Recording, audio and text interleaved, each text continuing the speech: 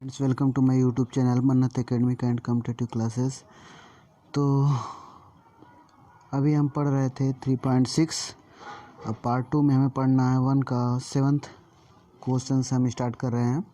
तो देखिए ये हमारे सामने क्वेश्चन है, तो हम ये इक्वेशन 1 कर लेते हैं और ये इक्वेशन 2, ठीक ना। तो फ्रॉम 1 से देखिए, फ्रॉम इक्वेशन 1 तो 10/x + y और प्लस 2/x - y, जैसा कि आप क्वेश्चन देख पा रहे हैं। देखिए यहाँ से हम क्या करते हैं कि हम x के इक्वल a के इक्वल 1/x + y मान लेते हैं और b के इक्वल 1/x - y मान लेते हैं, ठीक। तो देखिए जब हम इसको a के इक्वल 1/x + y माने हैं, तो देखिए हम रफ कर लेते हैं थोड़ा सा। 10/x + y, हम इसको क्या लिख सकते हैं, 10 × 1/x + y। तो हमने तो यहाँ पे a मान लिया है, तो हम क्या इसको लिखेंगे, 10 × a = 10a। इसी प्रकार हम जो है वैल्यू पुट करेंगे। देखिए तो हम यहाँ पे क्या कर देते हैं, 10a प्लस यहाँ पे 1/x - y है, तो 2b कर लेते हैं = 4, ठीक। इसको हम नाम दे देते हैं इक्वेशन 3। तो इसी प्रकार जो है आप फ्रॉम 2 से देखेंगे, फ्रॉम इक्वेशन 2 15x + y और फिर इसके बाद -5x - y है और = -2 है। तो यहाँ पे भी हम वैल्यू पुट करते हैं 15 और इसकी वैल्यू a -5 और इसकी वैल्यू हम b रख लेते हैं = -2। तो देखिए इसको हम नाम दे देते हैं इक्वेशन 4। तो फ्रॉम 3rd and 4th से, तो यहाँ देख लीजिए आप, 3rd हमारा क्या बना है, 10a + 2b = 4 और 4th बना है 15a - 5b = -2।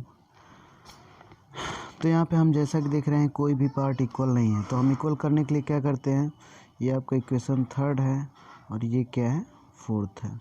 तो हम इसमें जो है 5 से मल्टीप्लाई कर लेते हैं, बी वाला पार्ट इक्वल कर लेते हैं, 5 से मल्टीप्लाई कर लीजिए और इसमें 2 से, ठीक ना।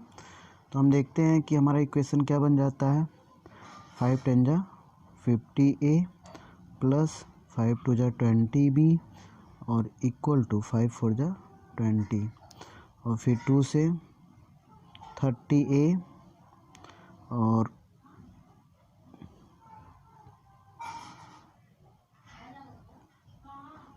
यहाँ पे 10 रहेगा।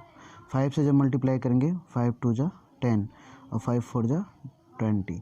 अब यहाँ से 2 से मल्टीप्लाई करेंगे 15 में तो 30 और 2 से करेंगे तो 10 और b और 2 × 2 = 4। देखिए ये पार्ट आपका बराबर हो गया। अब ऐड करिए, एडिंग 3rd और प्लस 4th को हमने ऐड कर दिया, तो ये क्या हुआ, कट गया, ये आपका 30 है, तो 50 और 30 80a और = ऐड करने से 60, ठीक।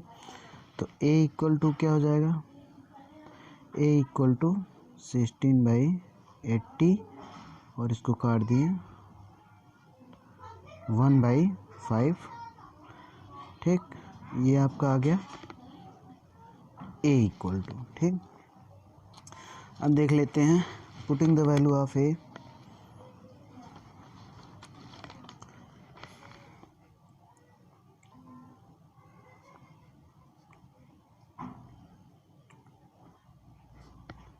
इन इक्वेशन आप रख लीजिए थर्ड वाले क्वेश्चन में, थर्ड वाले इक्वेशन में 10a और प्लस 2b इक्वल टू 4। तो जैसा कि आप इक्वेशन देख पा रहे हैं अपने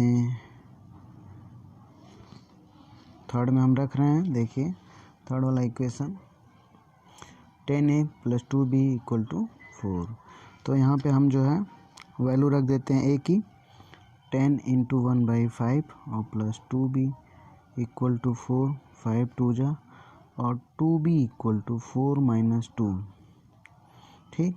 और b इक्वल टू 4 में से 2 घटाएंगे 2 और ये 2 आपका यहाँ पे आ जाएगा 1, ठीक। अब देखिए a और b की वैल्यू आ गई, तो a की वैल्यू आपकी क्या आई है 1/5। यहाँ पे हम a की वैल्यू क्या माने थे 1/x plus y equal to 1/5। Cross multiply करेंगे x plus y equal to 5। और ये आप इक्वेशन दे दीजिए, 4 तक इक्वेशन हुआ है, 5 दे दीजिए, ठीक। अब यहाँ से देखिए b इक्वल टू हमारी वैल्यू क्या आई है 1 आई है। 1 b को हमने क्या माना था 1/x माइनस वाई, ठीक। इसको लाइन खींच लेते हैं और इक्वल टू 1 और x minus y equal to 1, ठीक ना। तो इसको आप नाम दे दीजिए 6। फ्रॉम 6 5 6 से फ्रॉम 5 एंड 6 देखिए क्या हो जाएगा x plus y equal to 5, x minus y equal to 1 cut जाएगा। यहाँ पे क्या हुआ 2x equal to 6। x equal to आपका देखिए क्या मिल गया आपको, यहाँ से सॉल्व कर लेते हैं।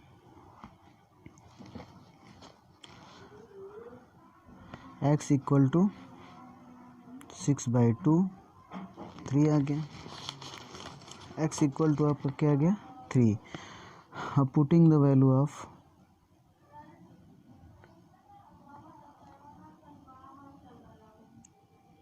x इन इक्वेशन 5 में रख दीजिए। x plus y equal to 5 और x की वैल्यू हमने पुट करना है कितना 3, तो 3 plus y equal to 5, y equal to 5 minus 3 equal to 2। तो ये हमारा x और y की वैल्यू आ गई। मैं समझता हूँ सभी स्टूडेंट्स को बढ़िया से आ गया होगा। तो अगले 1 के 8th पार्ट पे चलते हैं, ठीक। देखिए ये रहा आपका सेकंड क्वेश्चन, मतलब फर्स्ट का 8th पार्ट जो है, और ये लास्ट है फर्स्ट क्वेश्चन का। तो देखिए फ्रॉम 1 से आप देख लेते हैं इसी प्रकार जो जैसा कि पिछले प्रश्न में हमने किया है a equal to 1/3x plus y put करिए और b equal to 1/3x minus y put करिए, ठीक ना। तो यहाँ पे जब आप पुट करेंगे तो फ्रॉम 1 से देखिए क्या बन जाएगा a plus b equal to 3/4 और फ्रॉम 2 से इसको हम इक्वेशन नाम दे देते हैं थर्ड। और फ्रॉम 2 इक्वेशन 2 से है, समझ लीजिएगा। फ्रॉम 2 से हम देखते हैं इसमें अगर हम रखेंगे तो 1/3x प्लस वाई को a रखेंगे तो a/2 हो जाएगा। क्या हो जाएगा a/2 माइनस इसमें रखेंगे तो b/2 और इक्वल टू -1/8। देखिए अगर ये दोनों चीज़ें हमको मिली, ठीक, इसका नाम दे देते हैं इक्वेशन 4। तो फ्रॉम थर्ड एंड 4th से देख लीजिए क्या है a plus b by 3/4, a plus b equal to 3/4 और यहाँ पे a/2 minus b/2 equal to -8/, 1/8 है, सॉरी 1/8 है। तो देखते हैं कि हम इसमें से 2 गायब कर दें। हम बोथ साइड क्या करें, 2 जो है 2 से मल्टीप्लाई कर दें, ठीक ना। तो हमको क्या मिलेगा, इसको हम कैसे लिख सकते हैं इस इक्वेशन को, देखिए ये तो आपका थर्ड है ही, ठीक। इसको आप 1/2 कॉमन ले लीजिए, ठीक। और ये क्या बचेगा, a minus b equal to -1/8 है ना। तो 2 से हम क्या करें, बोथ साइड मल्टीप्लाई कर दें, ठीक। मल्टीप्लाई बोथ साइड यहाँ पे लिख सकते हैं, मल्टीप्लाई बोथ साइड है ना बाई 2। तो यहाँ पे हम 2 से मल्टीप्लाई करेंगे तो इधर a माइनस बी बचेगा और इधर -1/4 बचेगा, ठीक। अब इसको हम इक्वेशन 4 कर देते हैं, क्योंकि थर्ड हमने यहाँ पे लिखा था और इसको थोड़ा सॉल्व करके हमने यहाँ पे फोर्थ लिख दिया, ठीक। अब फ्रॉम थर्ड फोर्थ से देखिए,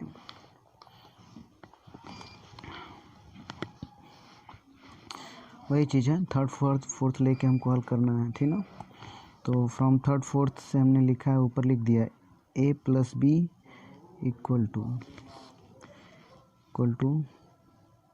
3/4। ये थर्ड वाला क्वेश्चन है। और फोर्थ में क्या है, a minus b equal to -1/4, ये फोर्थ है आपका, ठीक। अब यहाँ से जो है ऐड कर दीजिए थर्ड प्लस फोर्थ, तो आपका क्या हो जाएगा 2a इक्वल टू यहाँ पे 3/4 में से 1/4 घटा दीजिए सीधे, ठीक ना। तो 2/4 आएगा, घटा लीजिएगा आप, इसको काट देंगे तो 1/2 और a इक्वल टू 2 डिवाइड होगा तो 1/2 और डिवाइडेड बाई 2 होगा तो क्या आ जाएगा 1/2 इंटू 1/2, वो सॉरी यहाँ पे 1/4, ठीक ना। ये कटेगा नहीं, ठीक। डिवाइड में रेसिप्रोकल हो जाता है और ऊपर का ऊपर मल्टीप्लाई, नीचे का नीचे, ठीक। a इक्वल टू आ गया, तो putting the value of a in equation, third में ही रख दें, a plus b equal to 3/4, a की वैल्यू 1/4 पुट कर दें, प्लस b इक्वल टू 3/4 और b इक्वल टू 3/4 और 1/4 घटा देते हैं तो क्या आ जाएगा 2/4 कट के 1/2, ठीक। तो a और b की वैल्यू हमको मिल गई, ठीक। तो देखिए a और b की वैल्यू, a इक्वल टू हमारा क्या है 1/4, a इक्वल टू हमने क्या माना है 1/3x plus y equal to 1/4, तो 3x plus y equal to 4 हो जाएगा। क्रॉस मल्टीप्लाई करने के बाद इसको आप दे दीजिए नाम 5 और फ्रॉम b इक्वल टू आपका कितना आया है 1/2 आया है। तो b को हमने क्या माना है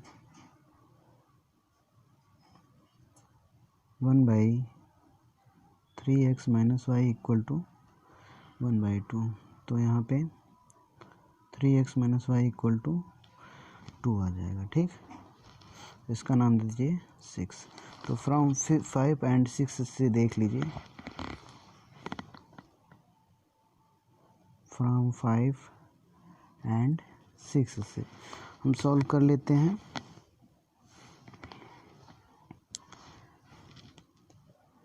3x plus y equal to 4 और 3x minus y equal to 2, ठीक। तो यहाँ से हम देखते हैं 5 है और 6 है, तो देखिए ऐड कर लीजिए 5 + 6 इक्वेशन को हम ऐड कर लें, ठीक ना। में क्या मिल जाएगा, कट जाएगा और यहाँ पे 6x इक्वल टू 6 हो गया। अब x इक्वल टू 6/6 और ये क्या जाएगा 1, ठीक। Putting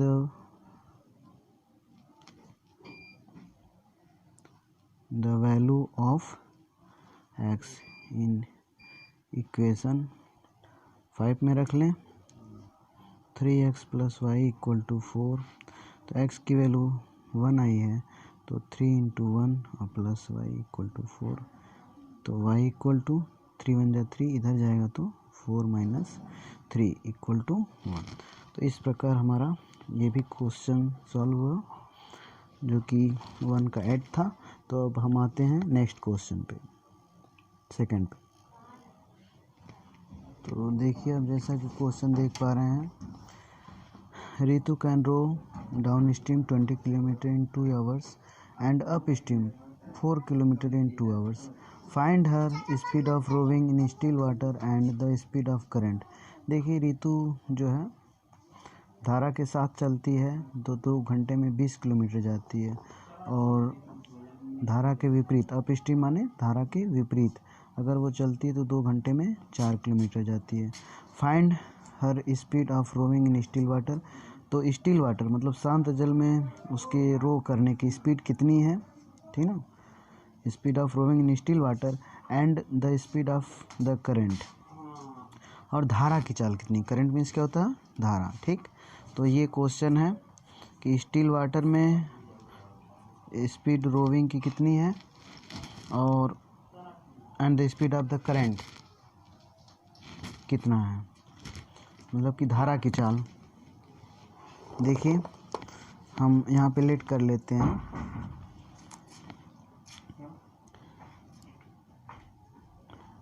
late the speed of rowing in still water be x kilometre per hour, है ना। स्टिल वाटर में उसकी स्पीड कितनी है, x kilometre per hour, and the speed of current, and the speed of current be y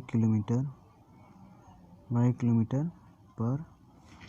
देखिए y kilometre per our हमने माना current की स्पीड, और स्टिल वाटर में स्पीड कितना है, x किलोमीटर पर आवर, ठीक ना।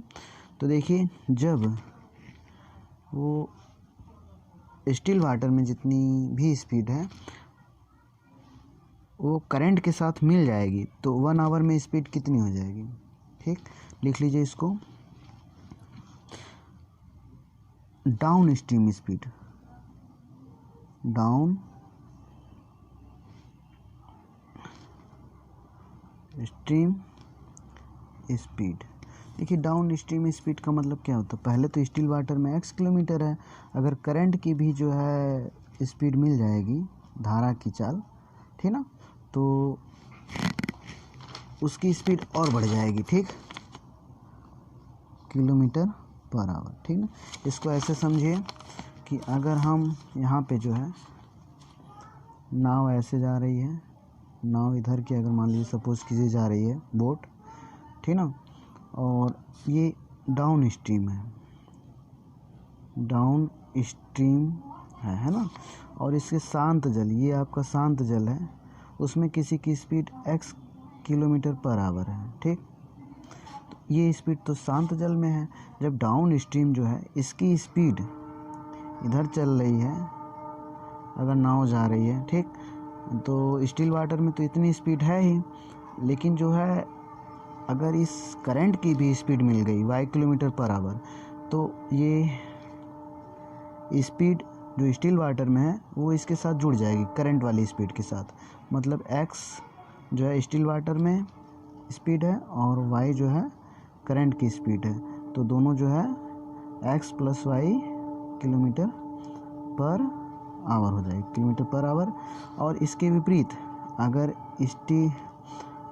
ये जो है करंट ऐसे जा रही है और हमको इधर लेके जाना है, हमारी speed x kilometre per hour है, ठीक, और इधर जो है करंट की speed y kilometre per hour है, तो ये हमको पुश करेगी, हम इधर जा रहे हैं तो करंट हमको पुश करेगी थोड़ा, तो ये स्पीड थोड़ा हमारी कम हो जाएगी, ठीक ना।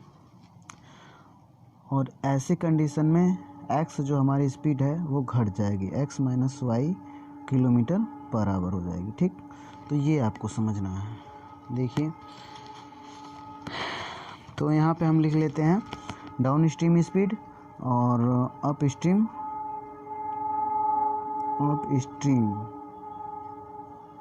स्पीड क्या हो जाएगी, x minus y kilometre per our.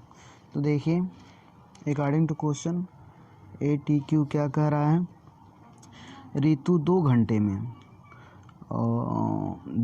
20 kilometre जाती है, और ये क्या जाती है डाउन स्ट्रीम, तो 2 घंटे में, और डाउन स्ट्रीम जो है उसकी स्पीड कितनी है, एक्स प्लस वाई, और इक्वल टू कितना जाती है 20 किलोमीटर, ठीक। अगर हम यहाँ पे 2 से डिवाइड कर दें बोथ साइड, तो हमारा क्या आ जाएगा 10 किलोमीटर, ठीक। ये किलोमीटर रहने दीजिए, है ना। ये आपका क्या हो गया, इक्वेशन 1 हो गया, ठीक। इसको हटा दीजिए, ज़रूरी नहीं है। देखिए, क्योंकि ये भी किलोमीटर, ये भी किलोमीटर, किलोमीटर से किलोमीटर हट जाएगा, तो आपका x plus y equal to 10 आ जाएगा, ठीक। अब देखिए, अकॉर्डिंग टू सेकेंड कंडीशन क्या है, अकॉर्डिंग टू, यहाँ पे फर्स्ट कंडीशन लिख लीजिए, फर्स्ट कंडीशन, और यहाँ पे according to second condition. Second condition में क्या कह रहा है कि 2 घंटे में वो कितना जा रही है, और वो भी अप स्ट्रीम, तो अप स्ट्रीम की चाल जो है स्पीड ये है, ठीक। और ये जा रही 4 kilometre, x minus y equal to 2, question 2 जाएगा। फ्रॉम 1 and 2, ठीक ना। x plus y equal to 10 और x minus y equal to 2, यहाँ से कट गया, आपका क्या हो गया 2x equal to 12, x equal to 12/2 6। तो x हमने क्या माना था, speed of rowing in still water, है ना। ऋतु की स्टिल वाटर में जो रोविंग की स्पीड है स्टिल वाटर में ऋतु की, वो माना था, ठीक ना। तो x इक्वल टू 6 आ गया। तो speed of rowing in still water 6 kilometre per hour, ठीक। Value of x, put the value of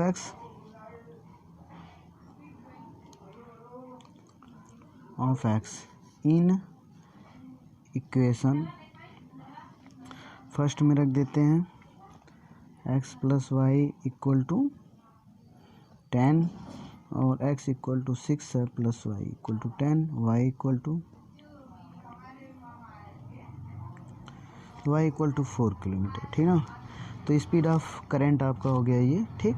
तो दोनों स्पीड आपकी निकल गई, क्योंकि हमने स्पीड ऑफ करंट को जो है y किलोमीटर पर आवर माना था। तो speed of current 4 kilometre per our. अब अगले क्वेश्चन पे आते हैं हम।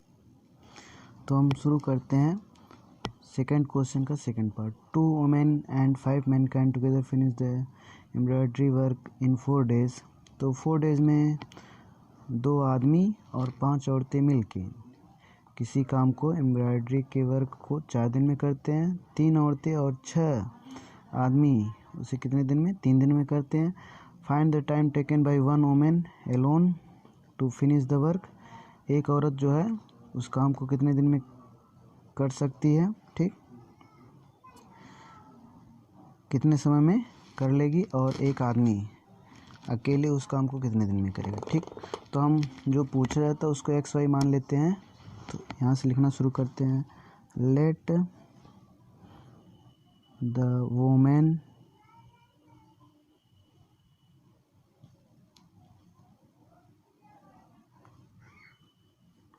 let the one woman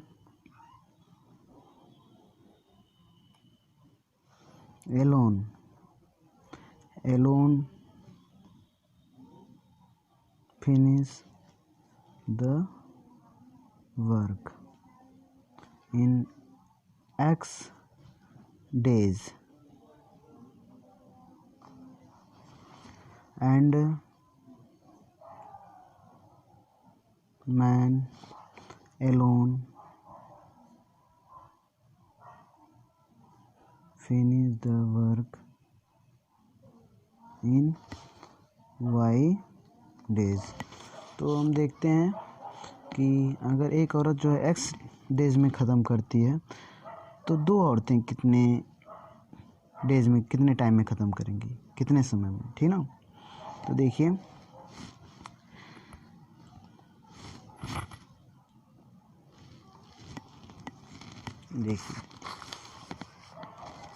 अगर एक वन वुमेन किसी काम को एक्स डेज में एक्स डेज में जो है कंप्लीट करती है तो उसका वन डे का काम कितना होगा, वन डे का। तो वन डे में वो कितना काम ख़त्म करेगी, 1/x पार्ट वर्क जो है समाप्त करेगी, ठीक ना। 2 डेज में कितना करेगी, 2 डेज में 2/x करेगी, है ना। अच्छा, तो एक औरत किसी काम को x दिन में फिनिश कर रही है तो वन डे का उसका जो है कितना होगा, 1/x, है ना। देखिए तो वन डे में वन वोमेन 1/x करेगी, लेकिन यहाँ पे 2 वोमेन हो जा रहे हैं तो कितना काम करेंगे वन डे में, ठीक ना। 2 वोमेन हो जाएंगे तो वन डे में 2/x करेंगे, ठीक ना। 2/x पार्ट वर्क करेंगे। और अगर एक आदमी जो है वन मैन करता है किसमें, वाई डेज में, तो वन मैन जो है वन डे में कितना करेगा, वन डे का उसका वर्क कितना होगा, work done in one day by one man, तो कितना हो जाएगा 1/y। लेकिन यहीं पे अगर 5 मैन हो जा रहे हैं तो उनका एक दिन का काम कितना होगा, 5/y हो जाएगा, ठीक ना। तो ये समझिए आप, ठीक। अकॉर्डिंग टू क्वेश्चन में डायरेक्ट लिखूंगा तो यहाँ पे मैंने समझा दिया, ठीक। ये आपको एग्जाम में आ गया क्वेश्चन तो उसको लिखने की ज़रूरत नहीं है, ठीक, एग्जामिनर समझ जाएगा। देखिए तो अकॉर्डिंग टू फर्स्ट कंडीशन,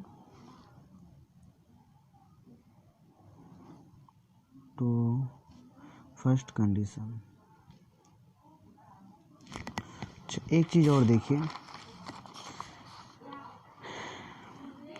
कि अगर 2 वुमेन और 5 मैन किसी काम को 4 डेज में करते हैं तो 2 वुमेन का वन डे का वर्क कितना होगा, 2 वुमेन का हमने इसके पहले पता किया है 2/x हो रहा है ना। और अगर 5 मैन है तो उनका एक दिन का वर्क 5/y होगा। और दोनों क्योंकि 4 दिन में फिनिश करते हैं काम को तो एक दिन का उनका वर्क कितना होगा, 1/4 होगा। तो ये आपका इक्वेशन बनेगा, है ना। तो यहाँ पे लिखने का तरीका क्या होगा, according to first condition 2/x और प्लस 5/y इक्वल टू 1/4, आपका इक्वेशन 1 बन गया, ठीक। और अकॉर्डिंग टू सेकेंड कंडीशन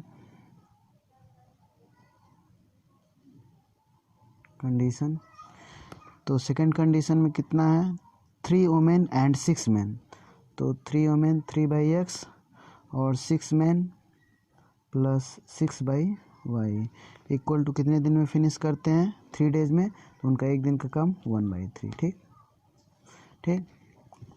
2 औरतें और 5 आदमियों का एक दिन का वर्क कितना है, और दोनों क्योंकि फिनिश 4 दिन में करते हैं तो दोनों मिल के एक दिन में कितना वर्क करेंगे, 1/4, दोनों इक्वल होंगे। ये दोनों का मिल के एक दिन का काम, ये भी दोनों का एक दिन का मिल के काम हो रहा है, ठीक। तो ये आपका इक्वेशन बन गया। अब फ्रॉम फर्स्ट एंड सेकंड से हम हल कर लेते हैं। 2/x और प्लस 5/y इक्वल टू 1/4 और यहाँ पे 3/x और प्लस 6/y और इक्वल टू 1/3, ठीक ना। तो अब देखिए 3 से मल्टीप्लाई करें, 3 2 जा, इसमें हम इक्वेशन में क्या करें, 3 से मल्टीप्लाई कर लें और इसमें 2 से, ठीक ना। इस इक्वेशन में, ये आपका इक्वेशन कौन सा है, फर्स्ट है, और ये इक्वेशन सेकंड है। तो फर्स्ट में आप 3 से मल्टीप्लाई कर लीजिए और सेकंड में 2 से, ठीक। 3 दूनी 6x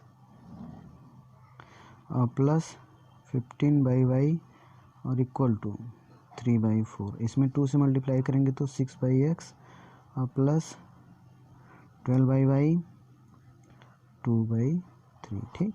यहाँ पे देखिए घटा दीजिए, इसको आप 3/4 कर सकते हैं और यहाँ पे 3 - 4 दिखा दीजिए, ठीक ना। तो यहाँ पे ये ख़त्म हो गया आपका। इसमें से इसको घटाएंगे तो आपके पास कितना आएगा, 3/y इक्वल टू, ये भी घट जाएगा, ठीक, घटा लीजिए ऊपर नीचे लिख के, 3/4 और -2/3, ठीक ना, क्योंकि डिनोमिनेटर डिफरेंट है। 12 एलसीएम, 4 3 जा 12, 3 3 जा 9 माइनस 3 4 जा 12, 4 2 जा 8, 3/y है ना। देखिए यहाँ से सॉल्व कर लेते हैं इसको, तो 3/y 1/12 हो जाएगा, y इक्वल टू,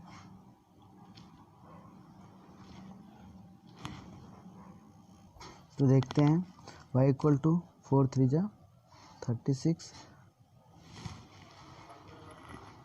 तो देखिए y इक्वल टू 36 आया, और putting the value of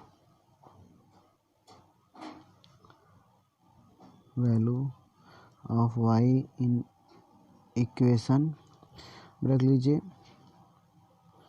first में रख लें, फर्स्ट में ही रख लें 2/x और प्लस 5/36 और इक्वल टू 1/4, तो 2/x इक्वल टू 1/4 माइनस 5/36। तो देखिए इसको भी आप जो है 36 बना लीजिए, 9 से मल्टीप्लाई करके, थोड़ा जल्दी हो जाता है। ये तो 1/4 ही है, 5/36 अब आराम से घटा सकते हैं, ठीक ना, 4/36 और 2/x, ठीक, और क्रॉस मल्टीप्लाई कर लीजिए आप, x इक्वल टू 9 2 जा 18, तो देखिए x इक्वल टू 18, तो वुमेन जो है काम को 18 दिन में करेगी, और y इक्वल टू, जैसा कि हमने शुरू में माना है, y डेज में कर रहा है आदमी, तो y जो है, आदमी जो है 36 डेज में जो काम को कंप्लीट करेगा, ठीक। नेक्स्ट क्वेश्चन पे आते हैं।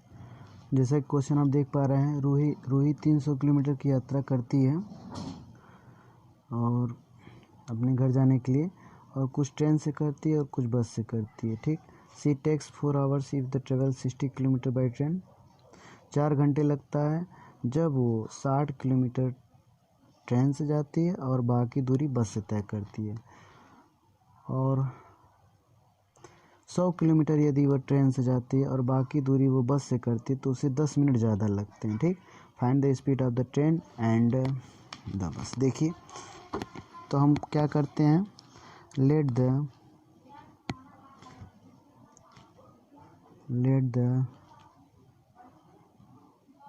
speed of bus be x kilometer per hour and speed of train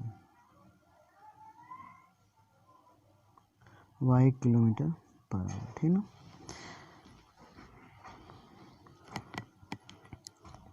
देखिए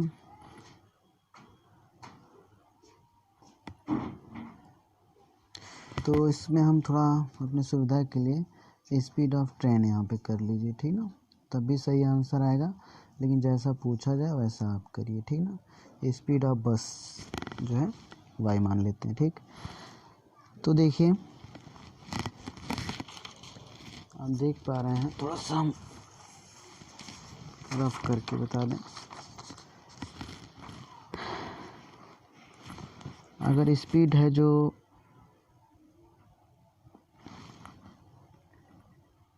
ट्रेन की स्पीड कितनी है, 60 किलोमीटर पर आवर, ठीक। No x kilometre per hour. अगर 60 किलोमीटर की डिस्टेंस है, ठीक, और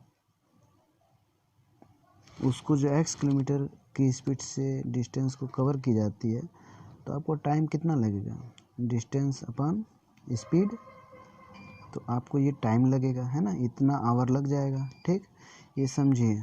और बाकी कितना बचा है डिस्टेंस, 240 किलोमीटर, और इसको जो आप बस से कवर की जा रही है, तो बस की स्पीड कितनी है, 22 किलोमीटर पर आवर, तो डिस्टेंस तो आपको ये हो गया और स्पीड आपकी ये हो गई, तो कितना टाइम लगेगा, 240 किलोमीटर, 240 बाई वाई आवर लगेगा, है ना, इतना किलोमीटर है, और स्पीड जो है वाई किलोमीटर पर आवर है, तो आपको टाइम 240 किलोमीटर जाने में 240 बटे वाई घंटे लगेंगे। और दोनों अगर इसको और इसको ऐड कर दिया जा रहा है तो कितना मिल जा रहा है हमको, 4 घंटे लगेगा, ठीक। तो यहाँ 4 कर सकते हैं, लेकिन क्वेश्चन में आप आके लिखिए ये सब, ठीक। तो देखिए, let the speed of the train be x kilometre and speed of the bus be y kilometre, ठीक। According to first condition,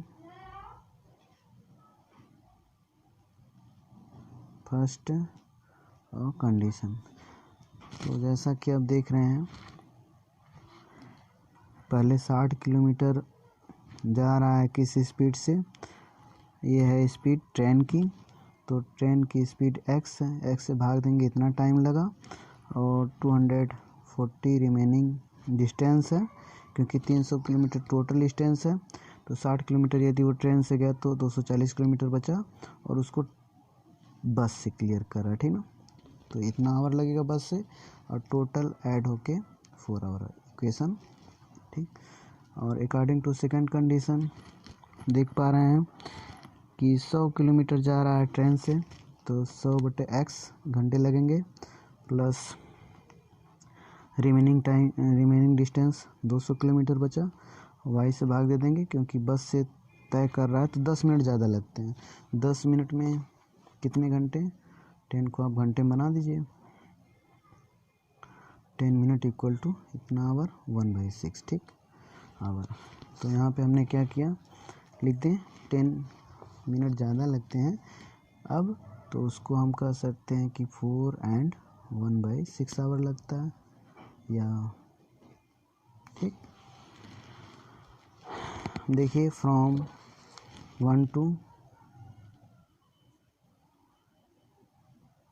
1 and equation 2 से देख लीजिए, तो 60x plus 240y equal to 4, और 100/x plus 200/y equal to 25/6। देखिए, हमको कोई ना कोई तो बराबर करना है, तो यहाँ पे हम क्या करते हैं, 100 से मल्टीप्लाई, इसमें जो है इक्वेशन 1 है और ये इक्वेशन 2 है, ठीक ना, इसमें हम 100 से मल्टीप्लाई कर देते हैं, और इसमें 60 से, इसमें 100 से मल्टीप्लाई होगा तो क्या होगा, ऊपर वाले में 600 600/x प्लस 24000, 100 से मल्टीप्लाई होगा तो 2 जीरो इंक्रीज जाएंगे, और ये बाई और यहाँ पे 100 से इसमें भी होगा, ठीक। इसमें 60 से मल्टीप्लाई होगा तो 600/x, और इसमें यहाँ पे इक्वल टू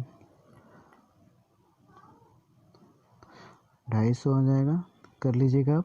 60 से मल्टीप्लाई होगा इसमें तो इससे कट जाएगा, 10 होगा, 10 से मल्टीप्लाई 250, माइनस कर लीजिए, माइनस माइनस ये कट गया, ठीक।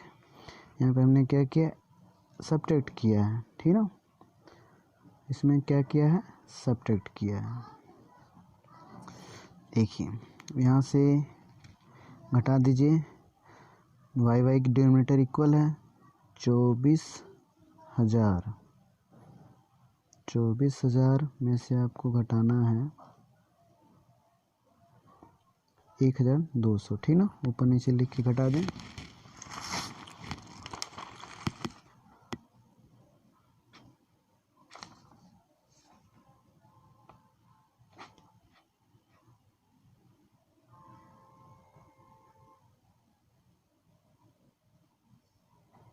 228 22,800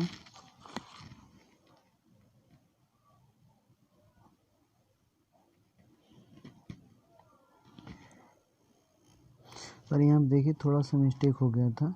हमने 60 से जब इसमें मल्टीप्लाई किया था तो यहाँ पे एक जीरो और रहेगा, ठीक ना। जब एक जीरो यहाँ पे भी 6 2 जा 12 और 3 जीरो बढ़ाएंगे, ठीक। तो यहाँ पे आपका 12,000 हो गया। इसमें से इसको जब माइनस करेंगे तो आपका 24 में से 12 घटा देंगे तो 12,000 हो जाएगा, ठीक ना।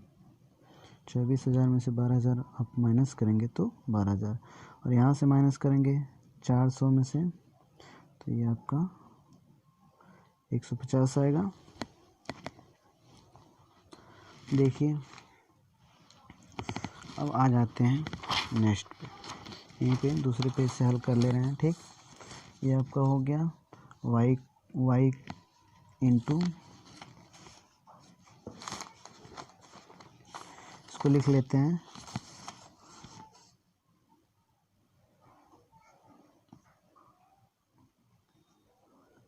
तो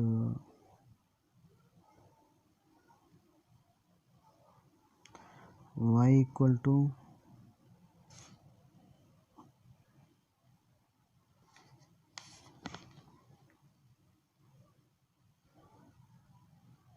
देखिए किसका बस की स्पीड आ गई, लेकिन पहले पुट कर लीजिए। Putting the value of y in equation first में रख लें। तो फर्स्ट का इक्वेशन है 60/x और फिर प्लस 240/y इक्वल टू 4 है ना। तो इसमें हम रख दें y की वैल्यू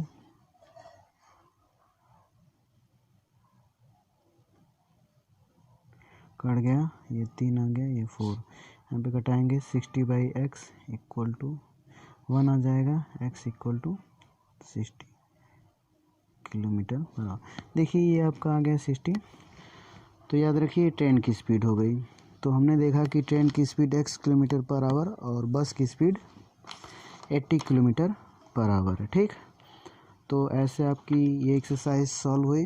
अगर वीडियो पसंद आए तो लाइक शेयर सब्सक्राइब करिए ताकि आपको वीडियो आसानी पूर्वक मिल सके। ओके।